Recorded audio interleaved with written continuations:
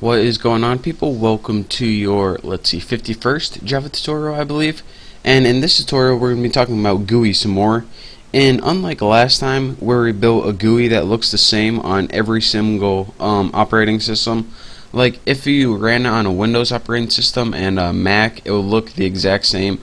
What we want to do is we want to build an interface that when you run it on a Windows machine, that it inherits all the look and the feel of a Windows program, and when you run it on a Mac machine, it uses all the buttons and toolbars and title bars and windows as a Mac.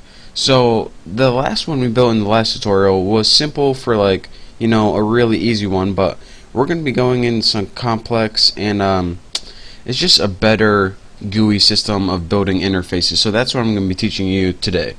So the first thing that we're going to want to do, again, we're going to be working with two classes: the Apple's main class with our main method in it, and a subclass or another class called Tuna right here.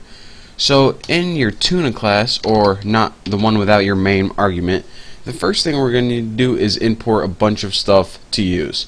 So the first thing we're going to import is, go ahead and type import java.awt.flow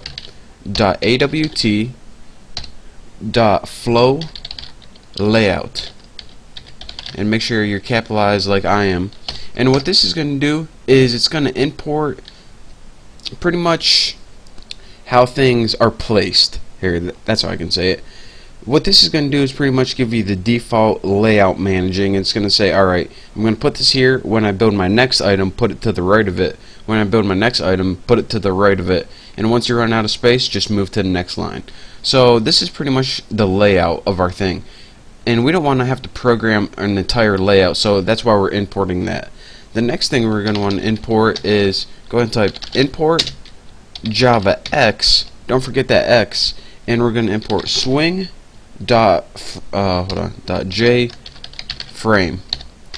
And there we go. What JFrame is it pretty much gives you all the basic Windows features like the title bar, the minimize, the maximize, the X, to close, and it pretty much just gives you the basic window. So we want to use what we have already, so that's why we're importing that. And the last thing we're going to import in this tutorial is the J label, and this is what we're going to be building. And this pretty much, a label is pretty much just a line of text, and it also lets you do simple images. But let's go ahead and import java x again, swing dot J label, and make sure it's capitalized just like that. So again, this is gonna, sorry about that, I had to take a little break, someone knocked on my door. But what JLabel does is it allows you to output text and images on the screen, so that's why we need to import that. So now we can go ahead and start programming this stuff right here. The first thing we want to do is use inheritance like we did before. Public class tuna extends extends JFrame. So we need this tuna class right here to inherit all the stuff from JFrame. And again, like I said, JFrame gives you all the basic Windows features. So now we have all of the title bars, the minimize, the maximize, the X button. That's what that does. Now that it inherited all those qualities, let's go ahead, and the first thing we're going to want to do is build a variable, which is pretty much going to be our item. So let's make it private, and let's just go ahead J label, that's what type it is, and just name it like item 1 or something like that. And this is pretty much just going to be the item that we're adding. I mean, you need to name it something, so why not item 1? And now we're going to build a constructor. So go ahead and type public tuna, or whatever your class name is, and give it empty. It's not going to take any parameters. And the first line in our constructor, and I spelled tuna wrong, the first line in our constructor is the title of the window. So let's go ahead, and how you do that is you put super, and the only argument it takes is the title. So this was going to appear in the title bar, the title bar. Let's just go ahead and put that. So that is how you add a title to your window. The next thing we're going to want to do is set the layout, which is pretty much the default layout. So go ahead and put set layout, and all of these methods, like super and set layout, these are imported whenever we imported everything. So set layout, and as a parameter for this, let's just go ahead and put new flow layout right there. And what this does is pretty much give us our default layout. So this adds a title, and this gives us the default layout. So now let's go ahead and start building the actual item that we wanted to build. So again, we already named it item 1. So let's set item 1 equal to new JLabel.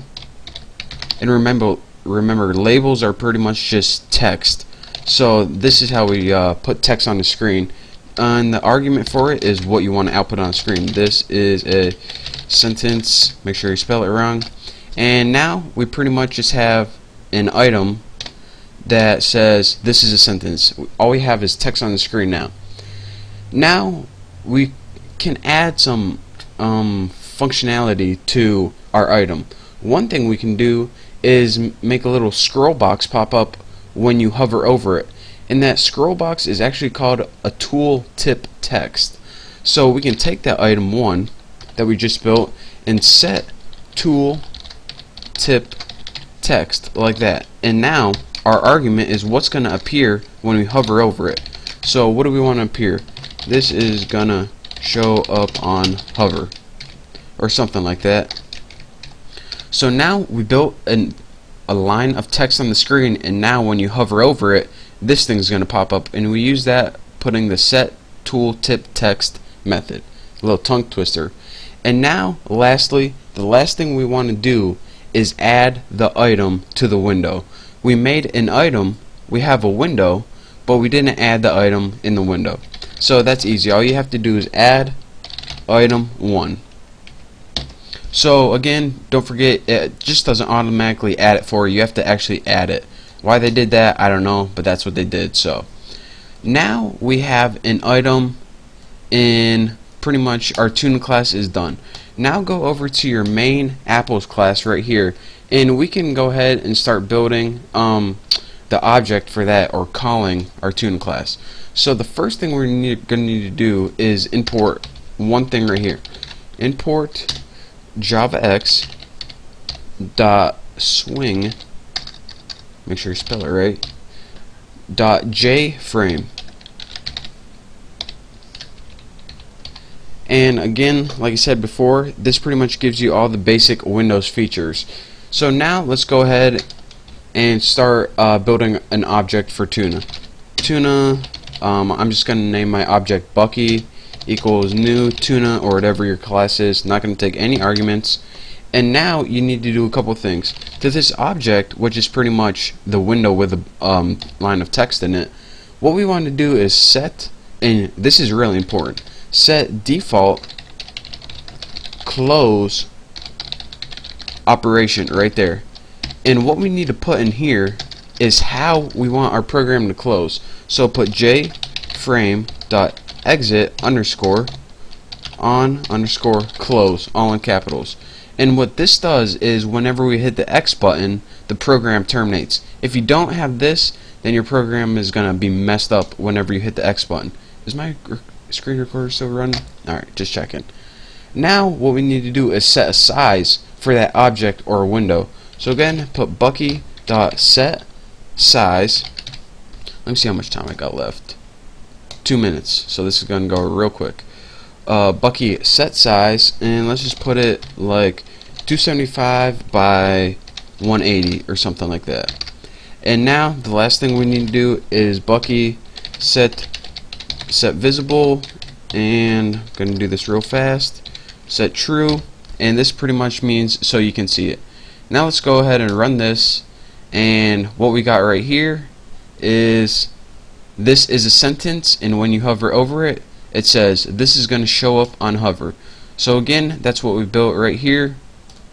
This is a sentence, put the title bar at the top, and when you hover over it, this is going to show up on hover. Now I only have 30 seconds left, so I can't talk you through how we did this all again, but make sure you watch the next tutorial. We're going to be putting more stuff in here, and I'm going to be explaining how we did everything. But again, like I said, I don't have time to do this tutorial because YouTube only lets you upload 10-minute videos. So thank you guys for watching, and I will see you next tutorial.